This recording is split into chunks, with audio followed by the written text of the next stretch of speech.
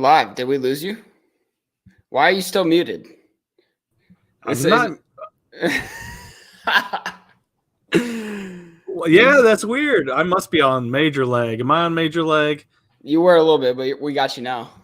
I would say during the intro, I was cutting out. The seconds went from 5 to 2 to 20. So yes, again, what else would it be? Welcome back to What's Up Belly Up. It wouldn't be an intro without some kind of fuck up. So here we are. That's right. On behalf of myself, the host, Mike Brown, it's Zach Mack here. Zach, how you doing tonight? I'm doing well, man. I checked the weather today. It looked cold everywhere else, but doing well at mid-80s down here, so can't complain. I'm just glad to see.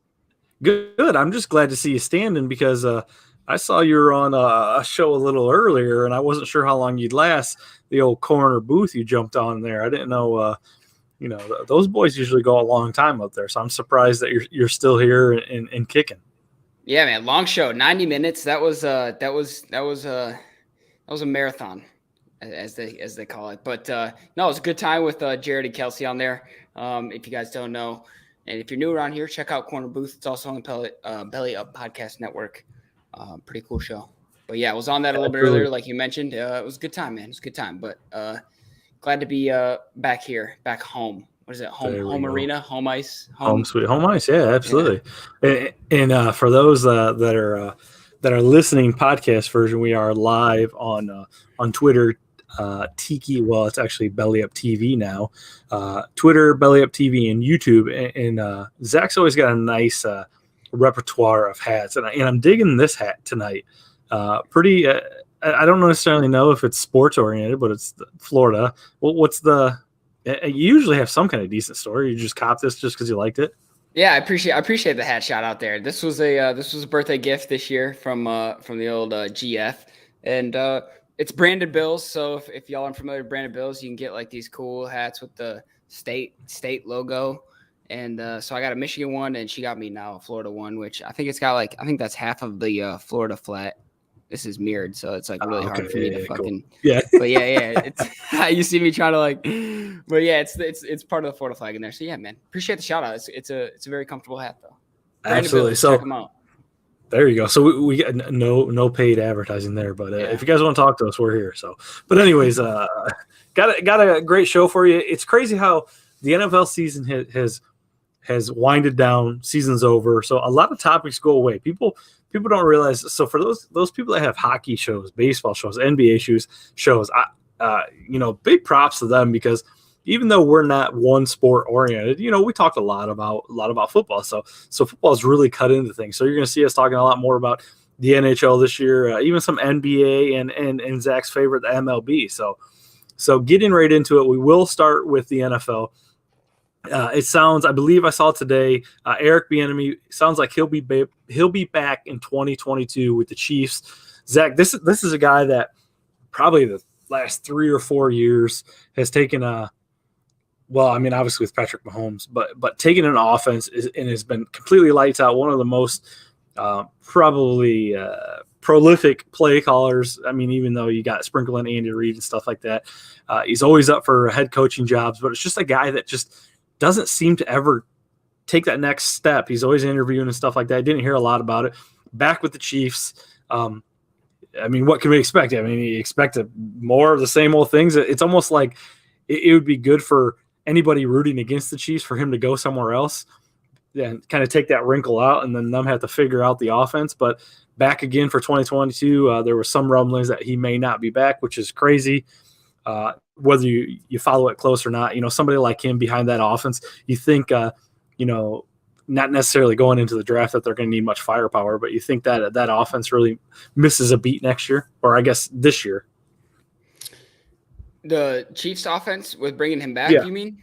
Yes. I mean, I think, I think as a Chiefs fan, you want him back, Mm-hmm. Like you said, he's been in the conversation for head coaching jobs for the past handful of years now. And, like you said, it doesn't seem to be, committing anywhere else other than Kansas City. I don't read too much into it, but I don't blame him. I mean, you've got a chance to, at least right now, to win a Super Bowl year in and year out in Kansas City. So, you got that chance at a ring. I don't think you're really, entertaining unless a head coaching job is like your dream.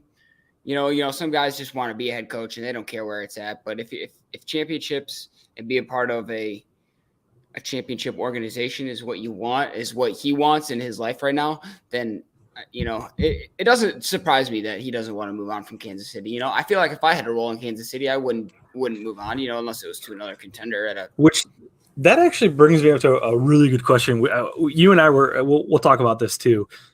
We were talking last night before the NHL game, the Oilers Lightning game, and you bring up a really good point because, when you go to, any form of coaching, are you looking to be that head coach, or when you get to the pros or something like that, you're just hoping to get in with the program and stay with them and then be as lead as he is with a team like Kansas City, like you said, that can constantly win Super Bowls. This made me think last night, I obviously watching that game, the Oilers, they got rid of their coach, called up a new coach. Well, I guess signed a new coach that he was the AHL coach. And so that brought up a good point. Like, yeah, all these coaches, all these memorable coaches, all these professional coaches, and an organization, essentially signs an AHL coach, which nothing wrong with it. But could you imagine that? And it's funny because I was listening to it, and he's a big Mike Babcock guy. He has ties with Babcock, and they said, they asked him his first, who was the first person he called outside of his wife, and he said that he exchanged texts with Babcock and stuff like that. So as a minor league coach, maybe even the lower leagues, would you look at it like, man, I want to get to the top leagues, whether it's the NHL, the NFL, the NBA, and I want to be a head coach, or are you just like, I just want to get in the league and kind of get my feet wet. So without my long rant here, going from the AHL to the NHL, is that like a dream come true? For most of these guys, I'm sure obviously it's kind of easy to say, but that to me was surprising. I don't know the background on him. Obviously, I'm sure he deserves it. I'm sure you're going to know more than I. But a jump like that from the AHL to the NHL, what do you think about something like that? Yeah, and I think that comes down to each coach individually. Same situation in Detroit. Jeff Blashill was the coach for the Griffins before, he jumped up to coach the Red Wings now, and I think you see that more in the NHL as opposed to like obviously the MLB and then the NBA, who's got their own minor league. NFL doesn't really have a minor league, but I think a lot of coaches, that's probably their dream. They're it's kind of a loaded question. Yeah. You're trying to get your foot in the door. You'll be a videos coach. You'll be a equipment manager. You'll be whatever to just get to try and earn your way up. But in some other cases, it looks like, especially like Eric Bieniemy, like we're talking about, maybe you're just in it for the experience. Maybe you just want to be around football and you don't care about, having just the ability to coach is enough. You don't have to be the head coach. I think some guys don't have that. What is it, like a ego complex or whatever it is, that. But I would say a lot of them probably do. A lot of people that get into coaching, that's probably what they're trying to do. And so it's cool when you see guys make that leap, like Dan Campbell, I'm sure he's just loving being a head coach. But obviously Eric Bieniemy is not, like, his number one thing is not to be a head coach, because I think over the past few years he could have been a head coach if he wanted to. I'm sure that, he's knocked interviews out the park and there's teams willing to offer him. But if he would rather be part of a championship experience and firsthand, like being able to firsthand watch Patrick Mahomes evolve as a quarterback, I feel like is, a gift. Yeah. It's crazy. I'm sure like I said, it's kind of a loaded thing. There's a lot behind it to have somebody like your franchise quarterback, like Mahomes, that, you only get to see, somebody like him and, however often. It's hard to believe, but yeah. Anyways, I know, like I said, that was kind of a random question, but I was just thinking about that last night watching the game. So sticking with football here, NFL. This is my last NFL question, because this is hopefully the last time we talk about this.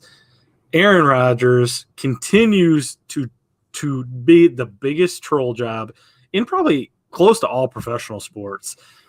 You see this guy's interview on Pat McAfee, he came out, talked to Pat McAfee. Then he had this long script about, just thanking people. And I just obviously it's very much up in the air, depending on what side. This is very much Tom Brady-esque, although Tom Brady didn't take it to the extent. We talked about this one of the other episodes where, he was either walking into the stadium or out of the stadium, that commercial or that picture. Tom Brady kind of trolled people and it was fun, haha. But I feel like there's so many opinions on Aaron Rodgers. Like he's pretty much saying, oh, I'm either retiring or, I'm only playing with the Packers, or I'm retiring or I'm only not playing with the Packers. I'm seeing it so many different ways right now. What's your take on him? And is he like the ultimate like California bro dude whatsoever? Like Dan Campbell. Like Dan Campbell's like dude, like bro dude, like blue collar. And I feel like Aaron Rodgers is just like straight like bro, like I don't know, like there's just something about this guy that just irks the shit out of me. I mean, he does everything that irks the shit out of you. He grows his hair out. He's a drama queen within the organization. He's doing. I think I sent it to you direct message on Twitter where he posted the picture on Instagram of the Randall Cobb and where he usually stands. Adams, Adams. Yeah. Where he stands between them, but it was an empty space for him. I think the game that he wasn't playing, and he just does that. He just posts these because he knows that people are going to talk about it. And I think he's just in his bedroom getting off to the fact that people are talking about Aaron Rodgers in the headlines. And he's like, look at them. They're fucking, these silly fucking motherfuckers are drooling over my Instagram post that, it's just literally an empty slot between two players. Like, and he's, probably loving it, which is just, I just think that's the type of guy he is. And I also saw he called off his engagement too recently, which I feel like I've seen that happen. I feel like he's called off a couple of those. Yeah. But I mean, so like a guy like this late in his career, don't get me wrong. I mean, there's enough Aaron Rodgers hate to go around, but I'll give credit where credit is due. I mean, he's a great quarterback. I mean, he does great things. He's one of those elite quarterbacks that when he's gone, it's going to be hard to see. Although being an NFC Lions fan, him, I'll be grateful. But I mean, is that a guy that like, because he's so good, he's absolutely so dominant that you would be okay being in a locker room with him and just kind of like sweep it under the rug? Or would you just be like I feel like there's just like there's two different ways to handle it. You kind of sweep it under the rug and it is what it is, roll your eyes, or like there's so much spite and there's so much tension in the locker room, but because he is who he is, you don't have that place to really, unless you're like this great veteran or something. Like, I mean, how would you feel about, like, would you be conflicted, or would you just be like, this dude's great, I just got to deal with it? Yeah, I feel like when it comes to like people like Aaron Rodgers, and again, I don't know him personally, obviously, so take what I say with a grain of salt, but I feel like in the locker room, you either know if you're his boy or you're not, and you just kind of gotta go with whatever category you fall into. If you're his boy, then obviously life's probably good, but the downside is you may get rolled into some drama at some point or another. Would you want to be his boy? Me personally, no, but I can see where I'm biased, and I just hate the guy.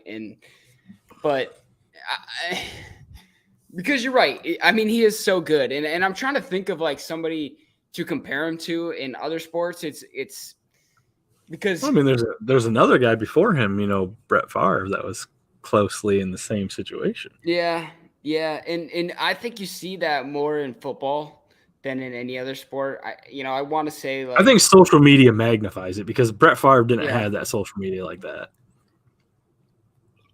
So and it's like, I don't know. If any other team grabs him, it's like what you're getting. You're getting a Hall of Fame caliber quarterback, but you're also getting some drama. Like, I don't know, is that like kind of what you're getting when you get Russell Westbrook or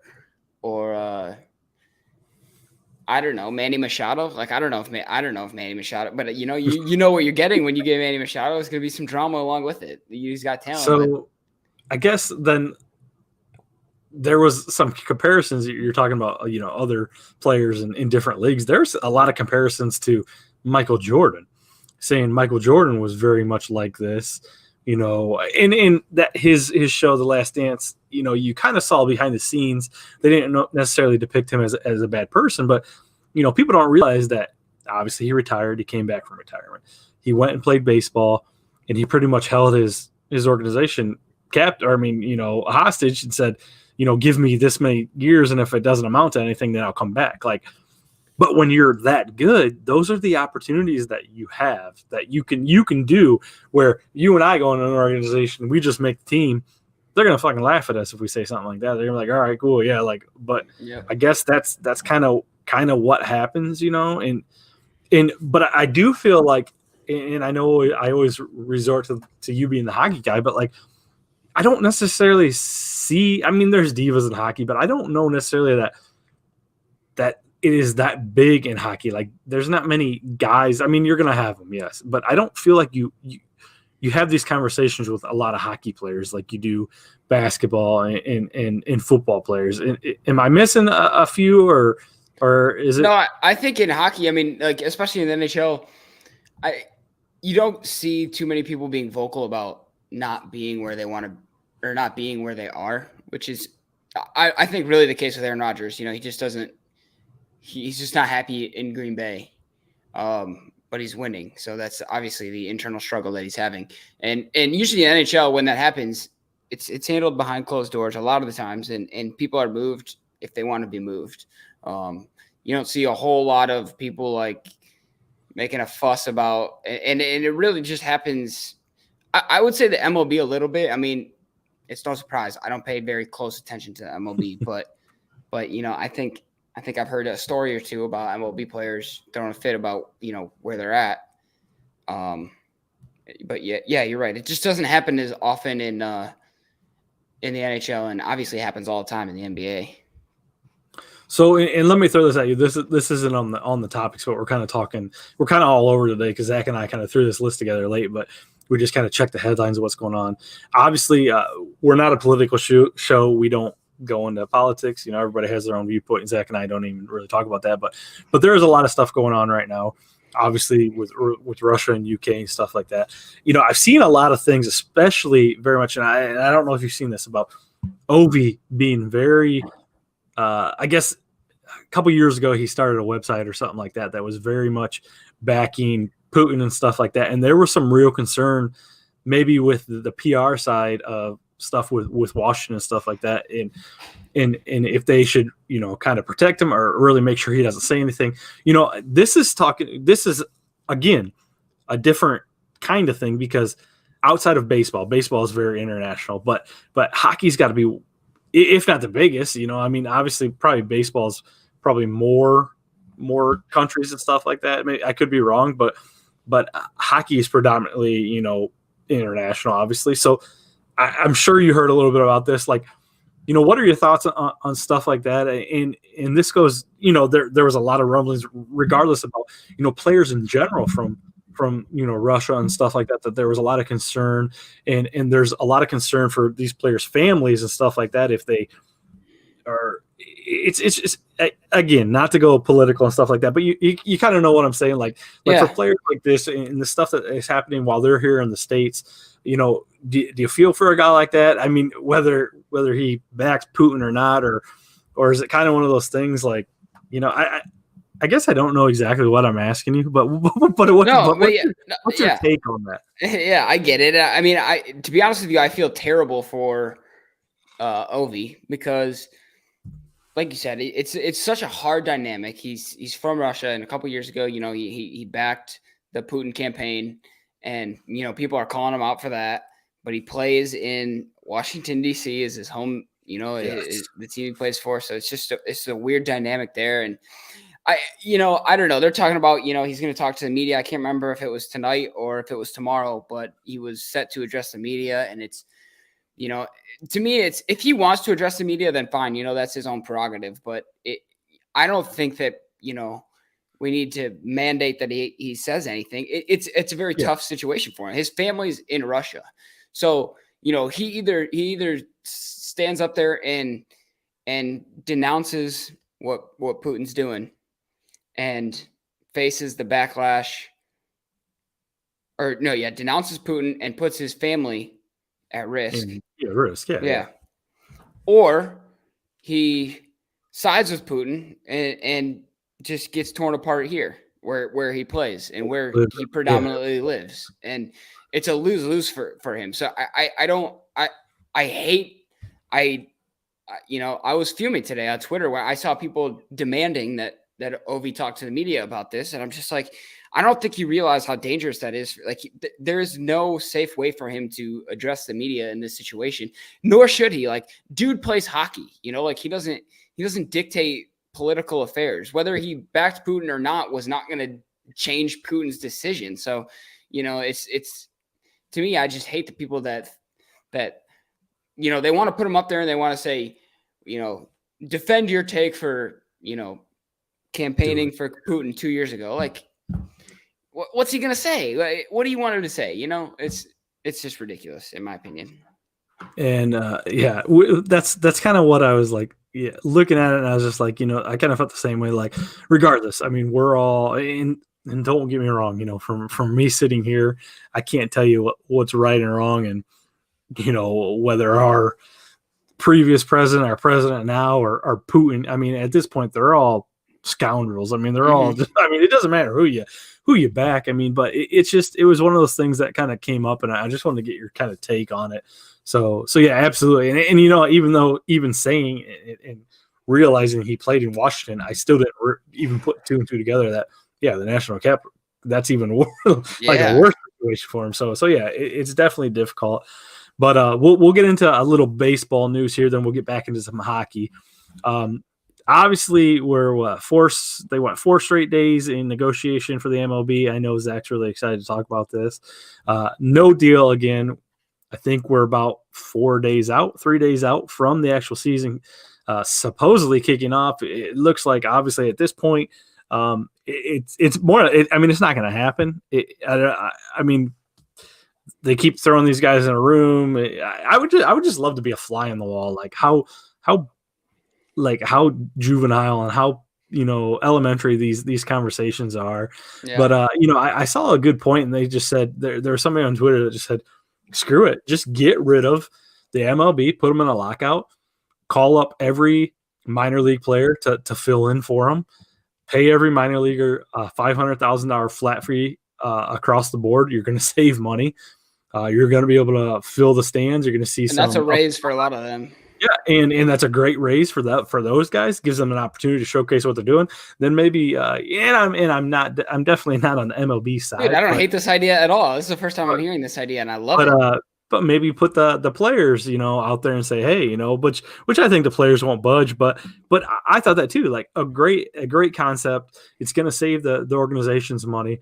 They're going to still be able to sell tickets. Players are going to come in. It's going to give these young kids an opportunity to showcase their talent. I mean, there is no way in hell the MLB is going to get a deal done. So why are they not looking for options? At this point, every owner is a greedy bastard. I don't understand how they're not having these kind of situations. I don't even know the legality of it. If it's something can happen, I would assume they could pretty much just say, okay, we're going to start the season. We're going to call everybody up, But I mean, something like that. This is the first time you're hearing. What do you think about it? Dude, I like that. I like that a lot. I would love to see. Yeah, obviously, like the more I like, because like you said, the first time I heard this, I love the idea, and I'm going through all the logistics of it in my mind. You call everybody up, they start playing, and all those guys that were playing in the AAA, whatever, for Detroit it's Toledo, for St. Louis it's Memphis, but then you all of a sudden you have all those fans invested. Like, you've got people in Toledo that are going to be invested in what the Detroit Tigers are doing because it's their guys playing. And, Memphis for St. Louis, same deal. So I think that's a very cool idea. I don't know. it would probably take 12 to 15 lawyers to figure out, what exactly has to be done to make sure that goes through. But I love that idea, and I think it would stick it to both the players and the owners. I don't know how much it would stick it to the owners, really, though. Like, if you're still selling tickets.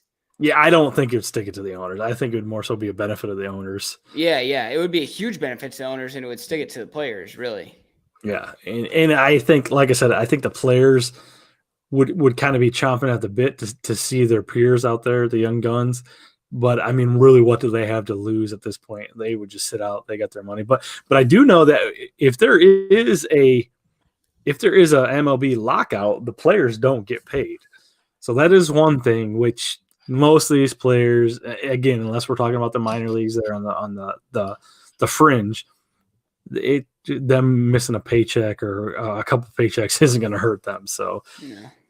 But yes, last comment here. While all the old MLB lockout talk is going on, there are several players complaining about this shift.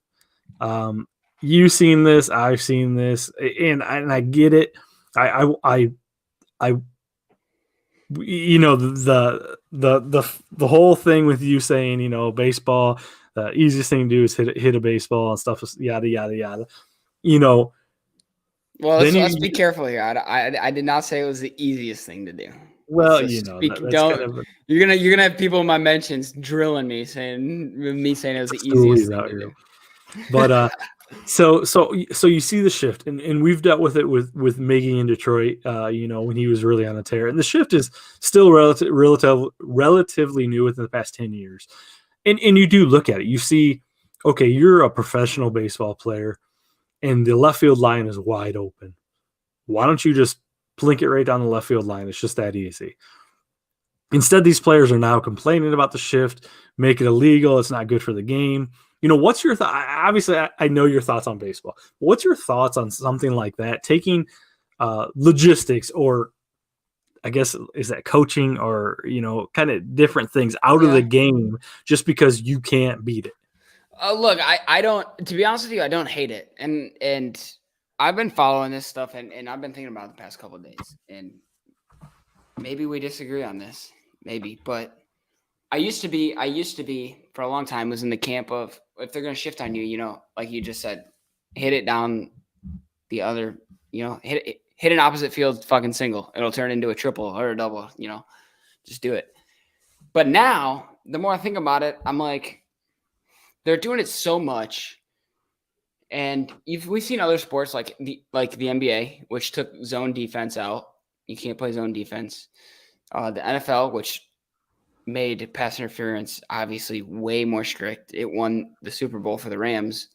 And so all these other sports are making changes to benefit the offense. Why not baseball? I don't hate it. I could see getting behind people banning the shift, or at least putting in a rule saying, you've got to have X amount of people on this side of second base. You got to have, Y amount of people on the other side of second base. Well, what if it was like very, very strategic, and you could only do like 2 a game or something, like a challenge, like you could only do 2? Yeah, I would be for that too. Or like you can do 1.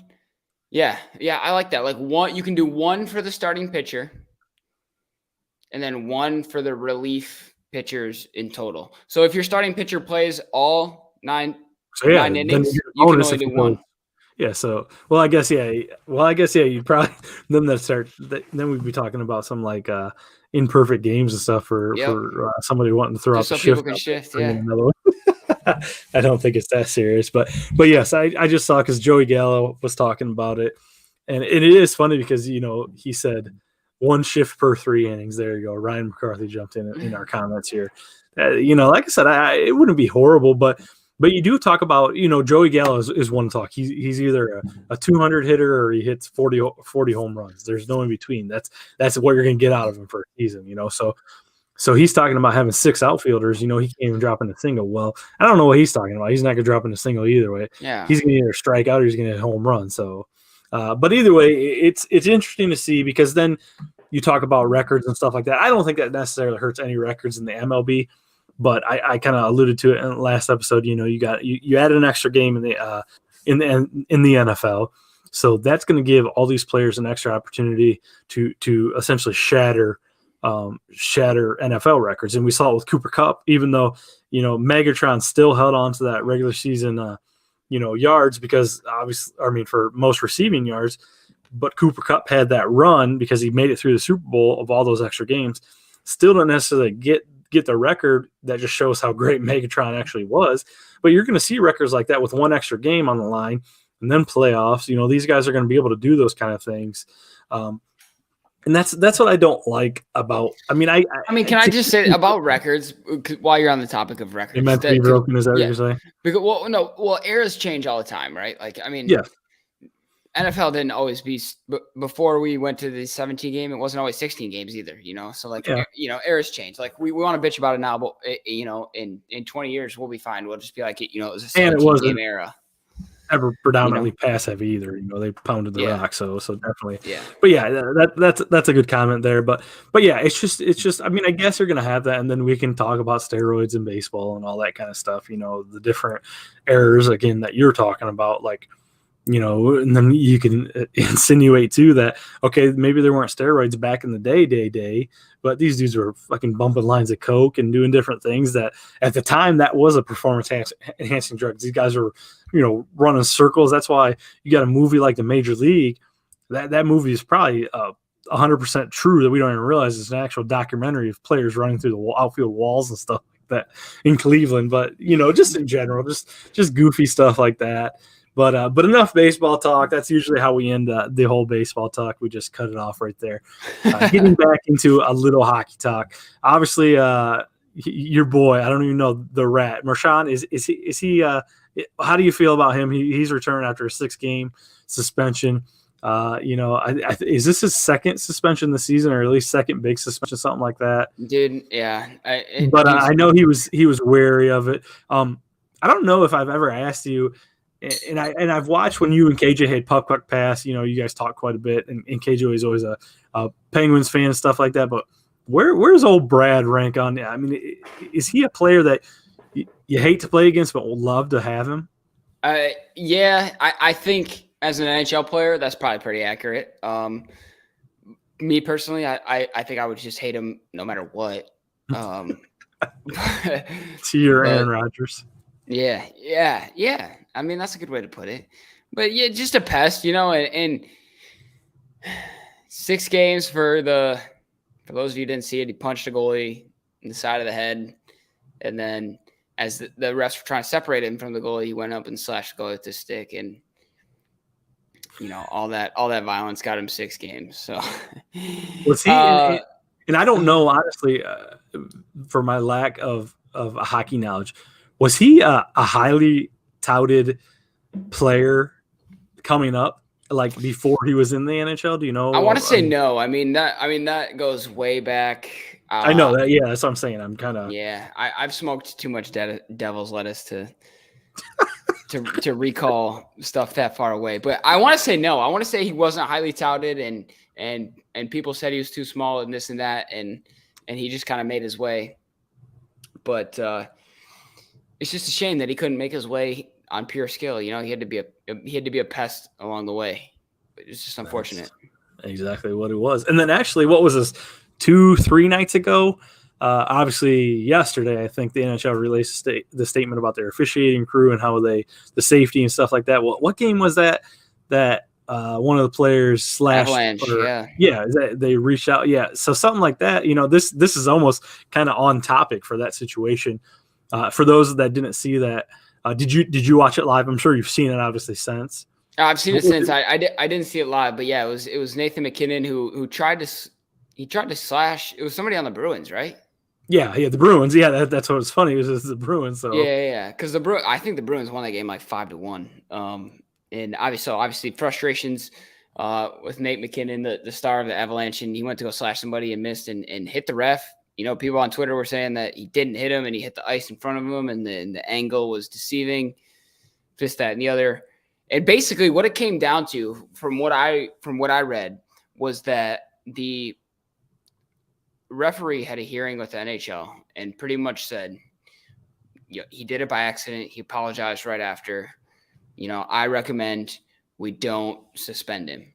And in these cases, because abusing a ref in the rule book, abusing a ref is an automatic suspension. But it's a hearing from the NHL with the ref that was abused, right? And they almost 100% of the time go with what the ref's side of the story is.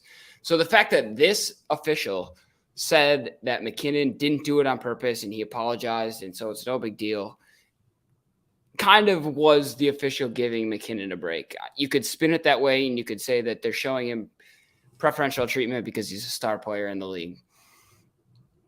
I don't know. I really think that the ref was just being honest. I don't think McKinnon's intention was to hit the official. And there you go. What is this? Nathan McKinnon. The league concluded he was going for a slash on a player and hit a ref. He was probably trying to slash Brad Marchand. I can't blame him. Yeah, I can't blame him either. There you go. I feel like that's how the refs probably felt too. It's like we wish you would have hit everybody on the same page on this one. So yeah. So last hockey docket. Jeez, oh peace. You'd think I have like a stutter or a slur or something going on right now, but Thursday over there. Hockey topic, and this is I want to get into Zach's feelings here.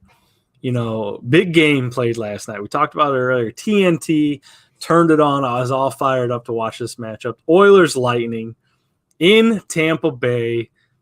2 seconds from Zach. Got to see some of the top talent in the league. I totally forgot Evander Kane is with the Oilers. There's tons of talent, tons of young kids. See these two teams match up. The first period did not hesitate to entertain by any means. We were trading. Zach and I were trading texts back and forth. The first goal, kind of an own goal. Kind of went off the Oilers player's stick right in, and the goalie was not having it. Then I think there was 3 goals scored in the first. What was your take on that game? And I thought you were going to be there. Man, I was supposed to be there. It was just a series of, because it's like I said, it's a 20-second walk from my office, Amalie Arena. And I should have been there. I've got the McDavid jersey. I think I said it last week on our episode. I was going to get it signed. I was going to stand out there with a Sharpie. And man, one thing led to another, and I don't know if I have time for the whole story, but I'll give you the little cliff notes. Pretty face. we were supposed to go pick up some furniture right in Clearwater, which is across the bay, and we're supposed to do it the night before. So we get halfway there, and they call us, and they're like, "Hey, we can't do it tonight. You got to come back tomorrow." I'm like, shit. All right, we got to figure that out. So tomorrow comes, this is the day of the Oilers Lightning game, and supposed to go over there. So we go over there, we get the furniture, we're unloading it, we're building it here. And long story short, we just didn't have time to get back downtown. Certainly didn't have time to wait outside the arena for the Oilers to show up and get my signature. So I was super fucking salty about that. Still salty about it, if you can't tell. I really just hate talking about it. But yeah, Gronkowski was at the game too. That would have been cool. McDavid scored twice. That would have been cool to see. And I just kept bringing it up. I kept bringing it up to my girlfriend. I was like, we should have been at this game. She was like, she just kept apologizing. And I was just like, it doesn't help. We should have been at this game. Should have been. So my take from this game, and you could ask me, because if you go back to episode 1 or 2, Zach had this big whole 5-minute spiel about the Oilers in the next franchise, a team you want to see, an up-and-coming team that they're on a tear right now. And I think after that, we tweeted they were like 0-8-1 or something like that, or like 0-1-8, whatever it is. It was terrible. And like I mentioned earlier, they got rid of their coach. They called up their coach from the AHL, which I'm sorry, I don't know his name. As of last night before the game, he was 5-0-1, only one loss. They had the loss, I believe, the night before. So they were on a good run, obviously running into Tampa Bay. So my take last night, like I said, really, really, I mean, there was you could tell there was a huge difference between both teams. One was very savvy, very energized, very young, and very finesse, and that was the Oilers. They would literally take it from one end to the other, and boom, they put a shot on goal, and then it would kind of flip over, and then you get in Tampa Bay, and Tampa Bay was more strategic, and they would dumb it down. I wouldn't say dumb it down, but they would move the puck in the zone. They would have the puck in the enemy territory for majority of the shot selection, I should say.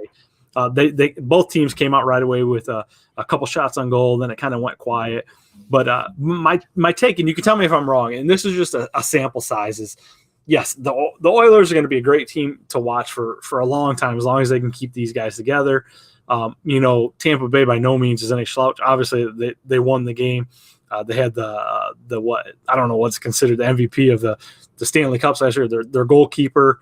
I got Stamkos, which how old is he at this point? I mean, I know he had a brother and stuff like that. Yeah, he's getting up there. So I feel like you talk about a veteran team versus a young buck finesse team, that there's two different ways to win games, and you saw it right there. Both teams were great and a lot of fun to watch, but I felt like the veterans and the strategy overcame that situation. And maybe I didn't watch enough of it, but that was my take. Obviously, there was a few situations where Tampa Bay just cruised right into the zone and put one on net and stuff like that. But I mean, is that your take? Do you think? Obviously, you've talked about the Oilers. I mean, do you think like what the Oilers are building right now is something that can withstand and really, really take it to the next level, that they're not too many pieces away from really, really competing? Or, is a team like the Lightning more so veterans, some young guys mixed in, strategy and stuff like that, more likely to repeat a situation like that? Obviously, I'm not talking Oilers winning this year, but I mean, I guess if you would put it out there, who's in a better situation with the next 2-3 years?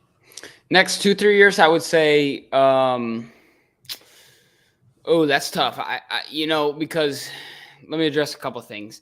The Oilers, obviously younger team, like you said, and they're trying to figure it out. They got these two young stars, McDavid and Draisaitl, and we got a question from Ryan. Does Ken Holland sell the farm to bring in a goalie at the trade deadline? And if they do, who will they bring in? It sounds like a very Ken Holland thing to do, to fuck over the future of his team in order to try and win right now. I don't know that. I think there are better options out there than Mike Smith. If you watched the game last night, like you said, he plays, and they reiterated over and over again, he plays deep in his net. And they talked about that quite a bit. Yeah, and you're not gonna go on a crazy goaltending stretch doing that.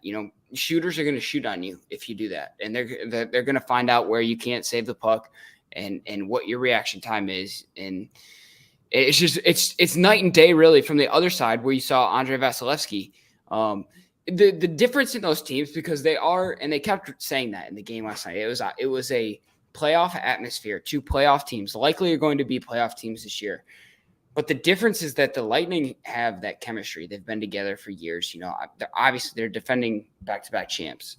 So, it's not breaking news that they know how to play together.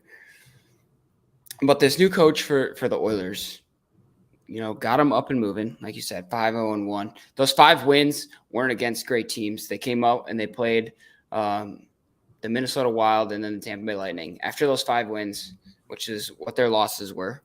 So you were right. It was the game before the Lightning. They lost to the Wild like 7-3 or something like that. Those are 2 good teams, the Wild and the Lightning. So, it's like all of a sudden you're running into good teams and you're allowing a lot of goals. Yeah. It could be goaltending, but I think they've got a lot more than goaltending to figure out. I think if Ken Holland's smart, he won't do that. He won't sell the farm to get a goalie. I think he'll stick with Mike Smith. I think that maybe next year they have to come up with a new game plan, but they lost too many games this year, and they've already, unless they go on a crazy run, because we've seen it before. I mean, the Blues, when they won the Cup 3 years ago, right? They fired their coach. They were in last place. So it can be done. You can turn it around in one season. But I think if you're the Oilers, I think you're looking to next season. But so let me ask, sorry, not to cut you off, but no. Am I wrong to say that there are similarities between this Oilers team and the Detroit Red Wings? A little bit. Yeah, I think you could draw some similarities. Because we talked in previous episode about goalkeeping for the Red Wings, and we've got these young studs. Granted, I'm not comparing them this year. Saying so let me ask you this, and I know I'm asking a lot of things. And your mind's all over. So, given what the Oilers have now, which is a great two guys, and they're still young. 5-year plan, would you say the Oilers or the Red Wings, as their current pace right now, would be a team to beat? Ooh, all bias aside, right? This would be a great like debate slash like article breakdown. But off the top of my head, I'm going to say the Red Wings are going to be more of a problem in 5 years than the Oilers, just because of their leadership, Steve Yzerman over Ken Holland. I'm going to give a check mark to Steve Yzerman. The young guys in Detroit that are going off, Seider and Raymond, are younger than McDavid and Draisaitl, and I'm not even convinced that both McDavid and Draisaitl will be in Edmonton in 5 years. That's what I was wondering, how long you can keep them together for. Yeah, I'm sure McDavid will be. I think he's on a crazy long contract in Edmonton. Draisaitl, I'm not so much sure about, and obviously McDavid can demand a trade between. It gets lonely in Edmonton. Let's be honest. Like, it's way the fuck up there in Canada. I don't even think they have an airport. So, like, I could see him just demanding to get the fuck out of there. But, I think the Red Wings are in a good situation, and they're going to keep building. And yeah, that's a good point. I think the Red Wings, dude. How awesome would it be if McDavid landed on the Red Wings? Like, I can't even. Well, pump the brakes. But I think the comparison more so in what Ryan alluded to is, and we talked about it, is like these teams that have the nucleus, have the scorers, but they don't have a goalkeeper. And like you said, when you get deep in the playoffs, that's what's going to win you games. It doesn't matter how good your team is and how many shots on goal. I mean, you look at Ovi, like, yeah, he's still scoring at a great rate, but you talk about points and in points. The Oilers have number 2 and number 3 player in the league. Ovi's not even on the top 5, and that just shows like how deep these teams are. Where Ovi's obviously he's a shot taker, goal scorer, really not much else. And without a goalkeeper, you really can't back up a team like that. So it's a good comment by Ryan. And not to again get away from everything, but comparing, I said who would be good maybe in 2 to 3 years. Holland, like you said, Holland, that is kind of the MO. But I mean, really, what kind of with having a young talent like that, what kind of talent can you really part with, or what do you really have to give away to really get any goalkeeping? Yeah, because here's the thing with the Oilers is that you're not really, if you sell the farm to bring in a goalie, you're kind of selling your future, but you're not really, because your future is Connor McDavid, those kids, and Leon Draisaitl. So you're not like thinking I'm going to draft somebody better than Connor McDavid in 2 years. Like, that's just not going to happen. So it makes sense that you would, like, if they really think, if they can kid themselves into thinking that they have a shot of winning the Stanley Cup, then that's the move that they'll make. They'll go for a goalie. And to answer Ryan's question, who will they bring in? I could see them making a move for Marc-Andre Fleury. He's in Chicago. They're not a contender, and obviously he's a guy that can and has carried a team through the playoffs, and definitely deserves to do that. To be on a team contending. Yeah, because he's done it before. It makes sense to try and go get Marc-Andre. There's no sense in him sitting on a Blackhawks roster that's not even going to sniff the playoffs. Okay. So. And what's the Evander Kane situation? What is he, just like a 1-year deal, kind of prove it type deal thing there? Yeah, they just kind of signed. It was kind of like a, and they mentioned in the game, it was almost like a free trade deadline deal, where you kind of sign him. There's no ties, or nothing. Yeah, and he's produced so far with the short period of time he's been on the team. So it's a good payoff for them. Yeah, I don't know how much it lasts beyond this year, especially if they get bounced in the first round or something like that, then then I don't think it's anything they're married to. But I will say, if they get to the playoffs and Evander Kane is putting in like a goal every other game and assisting on a goal every game and being influential in a playoff push, then maybe the Oilers think they're onto something, Absolutely. So with that being said, we've got one more topic here.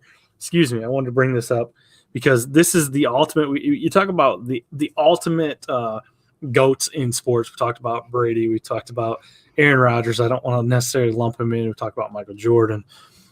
We're talking about LeBron. LeBron openly saying that I think after this season he's no longer he'll be a free agent with the Lakers, and I think his son is scheduled to be drafted in 2022, which should be this year, I believe. So I'm sure this was all worked out. This was the way his contract was set up, and LeBron pretty much just said, I'm not going to take a discount by any means, just sign with somebody, but wherever my son goes, I'm going.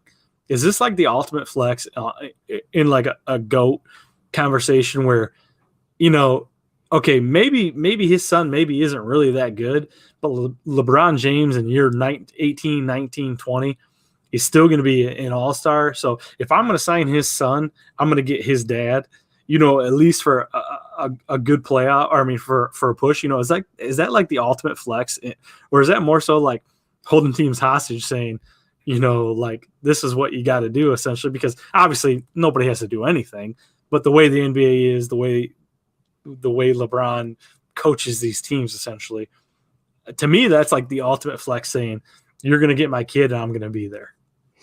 Yeah. So from what I've been reading, Bronny being LeBron James's son is eligible for the 2024 draft. Oh, 22. Okay. I'm sorry. 2 years. Yeah, so he's got 2 years. So LeBron would have 2 years in free agency, essentially. Yeah, but he does have. I think his contract with the Lakers goes until next year, but I don't know that he might have like a player option where he can like opt out this year if he wants to. I'm sure his contract was set up based off of knowing that. Yeah. So, I mean, to me, it's a no-brainer that he's going to play with his son.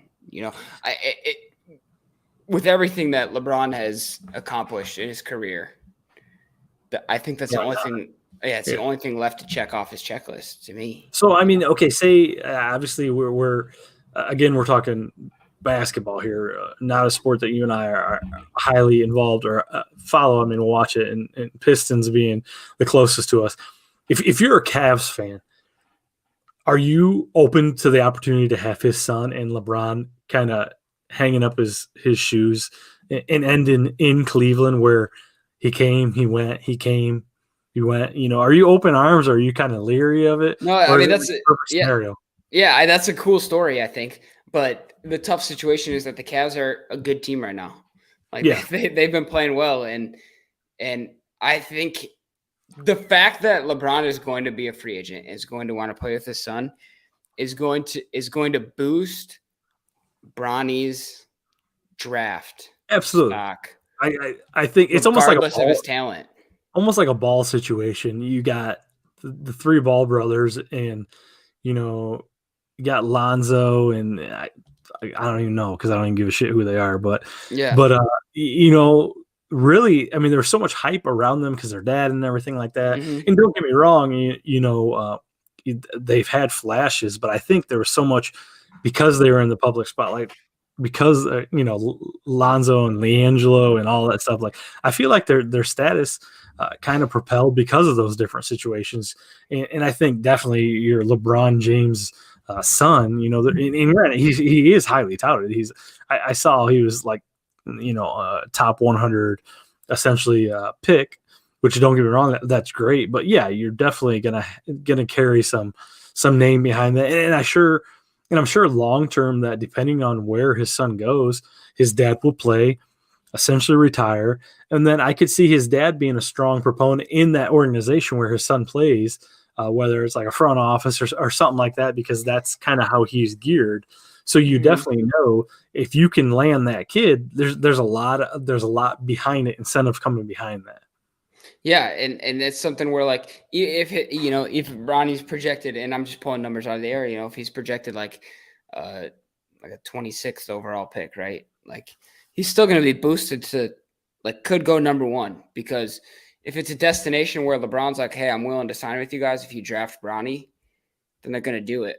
Like why wouldn't you? Yeah. A, that goes down in your legacy, and B, you've got LeBron James and the potential of his son being a superstar as well. He may not pan out, but he also may pan out. But it's going to be a drafting drama shit show, because there's also going to be like, what if Detroit, like 2 years from now in 2024, what if Detroit's in the number 1 pick, and LeBron's like, hey, if you draft Bronny, I'm still not gonna sign with you guys, so I don't want to play in Detroit. Then of course, if there's better prospects than Bronny, then Detroit's going to draft somebody else. And then I almost feel like the best case scenario would be that Bronny Jr. just totally dominates the next 2 years and becomes the consensus number 1. Has to be a number 1. Yeah. That would be the best. Absolutely. That would be the best scenario for the NBA. But for us viewers, like you said, maybe he's mediocre, middle of the pack. So therefore someone's gonna have to reach for him. It's just to screw everything up. Yeah, I know. That's really what is gonna be what we're gonna be keeping our eye on for the next 2 years is how does Bronny progress and where exactly does he fall in draft? Because make no mistake, it is going to influence what LeBron James does. Oh yeah, absolutely. But yes, Zach, I'm excited. We got through a show very, very loosely with a itinerary here. We usually have a good set of notes. We threw one together. We made it, a little a flub in the beginning, which is I feel like that's just part of the show at this point. People expect it. But yes, I didn't have a chance to tell you I'm going to be gone next week. So if you want to carry the load, you may have to take it, or otherwise we'll take the week off. We'll decide. We'll let you guys know. But yeah, I'll be out. I got some work meetings. I'll be out in Muskegon, Zach's old stomping ground. So wow, yeah, the beach city. Yeah. So, but anyways, Zach, I'm glad you were able to keep up. Like I said, I knew you were on with Corner Booth earlier today. I didn't know if you'd make it. Those guys go hard. So appreciate everybody jumping in tonight. We didn't have to do the roundtable. We made it all the way through. So on behalf of myself, I'm Mike Brown. My co-host here is Zach Mack. Maybe we'll see you next week. We're not 100% sure. We'll see. But either way, tune in Thursday nights, 9 p.m. Eastern time. See you guys later. Stay tuned on Twitter.